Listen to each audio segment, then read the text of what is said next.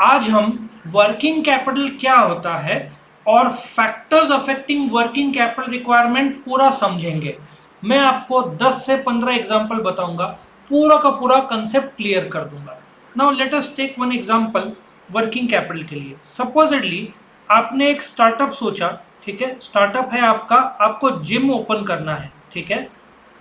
आपको जिम में आपको मैंने 50 लाख रुपए दिए, तो आप क्या करोगे? आप बिल्डिंग में निवेश करोगे, डू यू एग्री? आप इक्विपमेंट खरीदोगे। ये पूरा मिलाकर आपको इन्वेस्टमेंट लगा करीबन 40 लाख रुपया, ठीक है। अब जिम मेंटेन करना है तो आपको इलेक्ट्रिसिटी, म्यूजिक सिस्टम, एडमिनिस्ट्रेटर का पगार और जो डिप्रिसिएशन, इंश्योरेंस जो लगता है, 40 लाख जो आपने बिल्डिंग और इक्विपमेंट में पैसे लगाए उसको फिक्स कैपिटल बोलते हैं, ठीक है। जो आपने 50 लाख में से 40 लाख लगाए फिक्स्ड एसेट का इन्वेस्टमेंट को फिक्स कैपिटल बोलते हैं। लेकिन उसको मेंटेन करने के लिए आपको क्या क्या लगेगा? आपको इलेक्ट्रिसिटी, आपको पगार देना पड़ेगा, इंश्योरेंस रहेगा, रेंट रहेगा यदि खरीदा नहीं है तो। सो ये जो 10 लाख रुपया है जो आपको डे टू डे खर्चा है उसको वर्किंग कैपिटल बोलते हैं। सो आई होप आपको समझ में आया कि जब आप, अब एक और एग्जांपल ले लो, कार आप जब खरीदते हो, बट कार को चलाने के लिए क्या लगता है? पेट्रोल, फ्यूल लगता है। फिर आपने ड्राइवर रखा, गाड़ी का सर्विसिंग, ये चलाने का खर्चा है। इस चलाने के खर्चे को क्या बोलेंगे? Working capital. आया समझ में? आपने घर तो ले लिया लेकिन घर का इलेक्ट्रिसिटी, डे टू डे खर्चा, तो फर्क समझ में आया? फिक्स कैपिटल बदलता नहीं है। आपकी कार वही है लेकिन पेट्रोल बार बार भराना पड़ेगा, ज्यादा है कम होती जाएगा, ड्राइवर का पगार, उसका गाड़ी का सर्विसिंग। तो working capital day to day business, आपको देखो इतना ज्यादा लिखने की जरूरत नहीं है, मैं आपको अनलाइन करके छोटा करके देता हूं। वर्किंग कैपिटल क्या है? वो कैपिटल जो आपको डे टू डे रिक्वायरमेंट के लिए लगता है, ठीक है। और आपको पहले क्या लगता है? Fix capital. उसके बाद आपको क्या लगेगा? स्मूथ फंक्शनिंग के लिए वर्किंग कैपिटल लगेगा। इतना आपके लिए काफी है। आए समझ में? और एक और चीज आपको बताता हूं, एक आपको ये नेट वर्किंग कैपिटल और एक ग्रॉस वर्किंग कैपिटल का कंसेप्ट समझना पड़ेगा।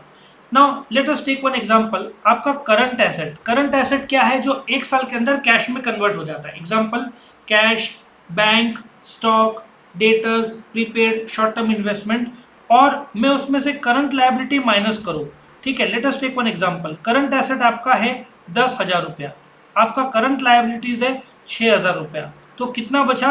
4,000 रुपया। इसको नेट वर्किंग कैपिटल बोलते हैं। सो करंट एसेट जो, अच्छा, करंट लायबिलिटी क्या होता है? जो आपको एक साल के अंदर कैश में देना है, creditors, bills payable, bank overdraft, short term जो भी आपके पेमेंट्स है। और जो करंट एसेट का टोटल को हम ग्रॉस वर्किंग कैपिटल बोलते हैं। आया समझ में? लेकिन जब भी वर्किंग कैपिटल की बात होती है वो नेट वर्किंग कैपिटल की बात होती है। सो वर्किंग कैपिटल क्या है? डे टू डे खर्चा, धंधे को चलाने के लिए। वो कब आएगा? जब आप फिक्स कैपिटल में इन्वेस्ट करोगे, डे टू डे खर्चा। अच्छा, वर्किंग कैपिटल के दो भाग है। एक ग्रॉस वर्किंग कैपिटल जो करंट एसेट के टोटल जो कि 10,000 है, इसको हम ग्रॉस वर्किंग कैपिटल बोलेंगे।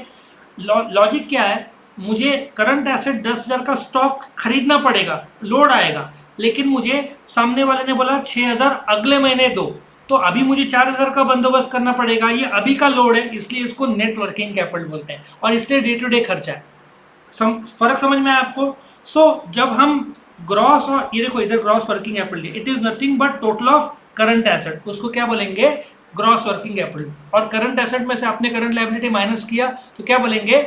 Net working capital. अच्छा, अभी कौन कौन से फैक्टर्स हैं जो आपके वर्किंग कैपिटल असर करेंगे? Let us start. नंबर 1, मैं आपको बहुत सारे एग्जांपल दूंगा, मैंने प्रॉमिस किया था। अच्छा, मैन्युफैक्चरिंग ले लो। मैं आपको एग्जांपल देता हूं आईफोन का। आईफोन दिन में कितना मैन्युफैक्चर करता है? 30,000 आईफोन मैन्युफैक्चर करता है। 30,000 के लिए उनको रॉ मटेरियल लगेगा। नेचर ऑफ बिजनेस, मतलब आपका यदि मैन्युफैक्चरिंग है जैसे आईफोन, और एक किराना है मतलब ट्रेडिंग, किसको वर्किंग कैपिटल ज्यादा लगेगा? मैन्युफैक्चरिंग को ना। कॉमन सेंस है, मैन्युफैक्चरिंग वाले को ज्यादा लगेगा, ट्रेडिंग या किराना वाले को कम लगेगा। पब्लिक यूटिलिटी कंसर्न, मतलब आपका इलेक्ट्रिसिटी सप्लायर, वाटर सप्लायर, इनको करोड़ों में लगेगा क्योंकि पगार देना है, इलेक्ट्रिसिटी जनरेट करना है। पब्लिक यूटिलिटी जो ट्रांसपोर्ट, गैस, इलेक्ट्रिसिटी में ना, महाराष्ट्र जो ट्रांसपोर्ट है या इलेक्ट्रिसिटी का एमएसईबी है, और बस के लिए MSRTC है, उनको ड्राइवर कंडक्टर का पगार सबसे ज़्यादा, डीजल करोड़ों में, तो उनको वर्किंग कैपिटल ज़्यादा लगेगा, लेकिन एक रिक्शा वाले को कम लगेगा। आया समझ में? सो आपको सिंपल सा क्या याद रखना है, मैन्युफैक्चरिंग को ज़्यादा, ट्रेडिंग को कम, पब्लिक यूटिलिटी को ज़्यादा। ऐसे आपको 3-4 लाइन में लिखना है, इतना ज़्यादा लिखने की ज़रूरत नहीं है। ट्रेडिंग को कम लगेगा, मैन्युफैक्चरिंग को ज़्यादा लगेगा, इतना काफ़ी है। Size of business. अभी एक कॉमन सेंस बताओ, अभी मारुति सपोजिटली दिन में 4000 कार बनाता है, ठीक है, और महिंद्रा दिन में सपोजिटली 1000 कार बनाता है, किसको वर्किंग कैपिटल ज़्यादा लगेगा? मारुति को। सो आपका साइज ऑफ बिजनेस बड़ा रहेगा। और मारुति क्यों? क्योंकि 40 लाख इंडिया में कार बिकते हैं, तो आधे 20 लाख मारुति बेचता है, तो दिन में 4-5 हज़ार कार बनाता है। महिंद्रा टॉप 5 में मानते हैं, लेकिन उसके इतने ज़्यादा कार नहीं बनते, 1000 के आसपास। सो किसका वर्किंग कैपिटल ज़्यादा है? मारुति का। किसको वर्किंग कैपिटल कम लगेगा? महिंद्रा को, एज कंपेयर टू मारुति। हाँ, वॉल्यूम ऑफ सेल, आपका क्वांटिटी ऑफ सेल बहुत ज़्यादा है, तो आपको वर्किंग कैपिटल ज़्यादा लगेगा। एक होलसेलर को पूरे मार्केट में ज़्यादा देना पड़ता है, तो होलसेलर को वर्किंग कैपिटल ज़्यादा लगेगा, डू यू एग्री? और रिटेलर को कम लगेगा। सो वॉल्यूम ऑफ सेल किसका ज़्यादा है? होलसेलर को, उसको ज़्यादा लगेगा। रिटेलर को कम लगेगा, होलसेलर को ज़्यादा लगेगा। स्टॉक भरना पड़ता है ना उसको। रिटेलर को क्या, अब जैसे थम्स अप का क्रेट आता है 24, होलसेलर क्रेट पे क्रेट खरीदता है, एक साथ कंपनी से 500 क्रेट खरीदा, रिटेलर कितना क्रेट खरीदेगा? 1, 2, 3, 4, है ना। Production cycle. अब प्रोडक्शन साइकिल क्या होता है, मैं आपको एक एग्जांपल बता रहा हूँ। Boeing 747, by the way aeroplane invent हुआ था 1903 को। बोइंग दिन में कितना प्लेन्स बनाता होगा? मुश्किल से महीने में 5-10। जो फाइटर जेट है ना, रफाल है, कितने बनते हैं महीने में? 2। एक महीने में सिर्फ 2 बनते हैं। फ्रांस का है, डसॉल्ट कंपनी है, और वो लोग बढ़ाने की बात कर रहे हैं 3। So what is production cycle? Raw material से फिनिश्ड प्रोडक्ट बनने के लिए जो टाइम फ्रेम लगता है, शिप बिल्डिंग को कितना टाइम लगता है?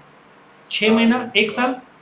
तो प्रोडक्शन साइकिल ज़्यादा तो वर्किंग कैपिटल ज़्यादा। 6 महीने का मुझे पगार देना पड़ेगा, 6 महीने का रॉ मटेरियल। और जो फास्ट बनता है, आपका इडली का आटा, मैगी, उसका वर्किंग कैपिटल कंपैरेटिवली कम होगा, शिप बिल्डिंग का ज़्यादा होगा। Business cycle. अभी बिजनेस साइकिल में क्या होता है, बूम मतलब बहुत ज़ोरों से धंधा है, तो आप धड़ाधड़ स्टॉक लाओगे। दिवाली में कैसे धड़ाधड़ स्टॉक भरते हो, बिकता है, तो आपको वर्किंग कैपिटल भी ज़्यादा लगेगा। लेकिन श्राद्ध पक्ष है, कार बिकते नहीं है, लोग खरीदते नहीं है ज्वेलरी, उस समय आपका वर्किंग कैपिटल का लोड कम रहेगा। बिजनेस बूम मतलब जोरों में है तो ज़्यादा, और डिप्रेशन में है मतलब मार्केट ये रहा, रिसेशन या डिप्रेशन में तो कम, बूम में तो ज़्यादा। मतलब आपको हर एक पॉइंट में ज़्यादा या कम कौन सा एंगल है। बूम ज़्यादा, क्योंकि आपको स्टॉक भरना पड़ेगा। रिसेशन बिक ही नहीं रहा है तो मैं स्टॉक का खरीदूँ तो कम लगेगा। Terms of purchase sale. अच्छा, एक एग्जांपल लेते हैं। मैं हर चीज़ कैश में खरीदता हूँ। पेट्रोल पंप का एग्जांपल ले लो, ठीक है। पेट्रोल पंप, यदि एक पेट्रोल पंप HP की कंपनी है, ये पेट्रोल पंप है, ठीक है। HP बोलता है, HP 12,000 लीटर की गाड़ी है, ठीक है। तुमको 12,000 इंटू 8 कितना? 10 लाख रुपया। पहले पेट्रोल पंप 10 लाख रुपया भरेगा, फिर गाड़ी आएगी। जब मैं परचेस कैश में करता हूं तो मेरा वर्किंग कैपिटल का लोड ज़्यादा रहता है, क्योंकि मुझे 10 लाख बंदोबस्त करना पड़ेगा। लेकिन जो किराना वाले हैं ना, अमूल वाले, वहाँ पे 15-20 दिन, 1 महीने का क्रेडिट चलता है। तो मैंने 10 लाख का माल खरीदा, पेमेंट अगले महीने करूँगा, तो मेरा आज वर्किंग कैपिटल का लोड कम हुआ, क्योंकि मुझे पेमेंट अगले महीने करना है। सो कैश में खरीदा तो वर्किंग कैपिटल का लोड ज़्यादा रहेगा। आया समझ में? उधारी में खरीदा तो वर्किंग कैपिटल का लोड कम होता है, क्योंकि मुझे 1 महीने बाद। अच्छा, सेल्स।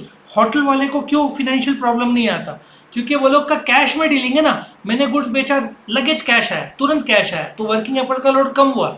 लेकिन मैंने उधारी में बेचा, सपोजिटली मैंने स्टेशनरी में पेन उधारी में बेचा, मुझे पैसा 1 महीने बाद मिलना है, लेकिन मेरा तो पैसा अटका हुआ है ना।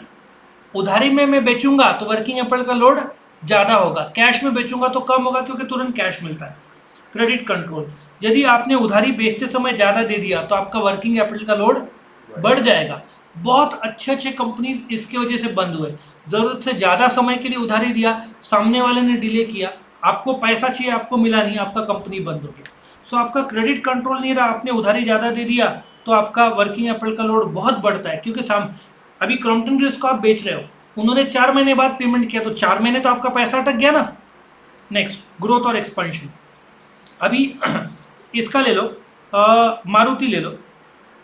मारुति ने एक फैक्ट्री था, ठीक है, 8-10 महीने का वेटिंग था। स्विफ्ट गाड़ी को तो 6 महीने 1 साल का वेटिंग, तो उन्होंने दूसरा फैक्ट्री डाला, तीसरा डाला, चौथा डाला। हर नया फैक्ट्री में आपको क्या करना पड़ेगा, फिक्स कैपिटल लेना पड़ेगा। अब फिक्स कैपिटल तो आप आपने एक गाड़ी ली, पेट्रोल लगेगा, दूसरी गाड़ी ली पेट्रोल, तीसरी गाड़ी ली पेट्रोल, तो आपका वर्किंग कैपिटल बढ़ते जाएगा ना, आप ग्रोथ करते जाओगे, एक्सपांड करते जाओगे। तो मैनेजमेंट एबिलिटी। अब एक कंसेप्ट है जिसको GIT बोलते हैं। टोयोटा वाले क्या करते हैं, आज दिन में 10 गाड़ी बनाना है ना, तो 10 गाड़ी का रॉ मटेरियल ही मंगाते हैं, स्टॉक जीरो। 9 बजे प्रोडक्शन चालू, 8:30 पौने 9 बजे स्टॉक आएगा। ये जापान की बात कर रहा हूँ। तो वो लोग का स्टॉक कम से कम, इतना अच्छा मैनेजमेंट और सप्लायर के बीच कोऑर्डिनेशन है, तो उनको वर्किंग कैपिटल कम लगता है। इंडिया में आई थिंक टाटाज ने GIT ट्राई किया था, सप्लाई डिले हुआ तो टूट गया, रुक गया प्रोडक्शन। तो अपने को स्टॉक रखना पड़ता है, मैनेजमेंट कितना भी होशियार रहे। अच्छा, मैनेजमेंट क्या कर सकता है, कार का सबसे महंगा हिस्सा कितना, इंजन, तो इंजन जितना जरूरत है उतना ही रखो, बाकी तो सस्ता है ना। पर इंजन में ज़्यादा इन्वेस्ट कर दिया तो पैसा अटका। तो मैनेजमेंट स्मार्ट है, महंगे वाले पार्ट के क्वांटिटी कम रखे, सस्ते वाले का ज़्यादा रखा, तो वर्किंग कैपिटल का लोड कम होता है। और लास्ट पे एक्सटर्नल फैक्टर्स। अच्छा, होटल वाले ले लो, टोमेटो का क्या दाम था 1 महीने पहले, बारिश के पहले 10 रुपये किलो, अभी कितना हो गया, 100 रुपये किलो। तो तुम्हारे कंट्रोल में कुछ फैक्टर्स नहीं है। बारिश के टाइम में होटल वालों को सब्जी महंगा पड़ता है, तो तुमको तुम्हारा वर्किंग कैपिटल का लोड बढ़ जाता है। लॉजिक समझ में आया? तो ये था वर्किंग कैपिटल और उसके फैक्टर्स। आपको वीडियो पसंद आया तो लाइक करना, फ्रेंड्स के साथ शेयर करना और चैनल को सब्सक्राइब करना। मैंने हर एक इसके वीडियोस बनाए, पूरा चैप्टर का एक एक्सप्लेनेशन का वीडियो है, इसका एक्सरसाइज का वीडियो है, इंपॉर्टेंट क्वेश्चन का वीडियो है, तो आपका काम हो जाएगा। Thank you for watching.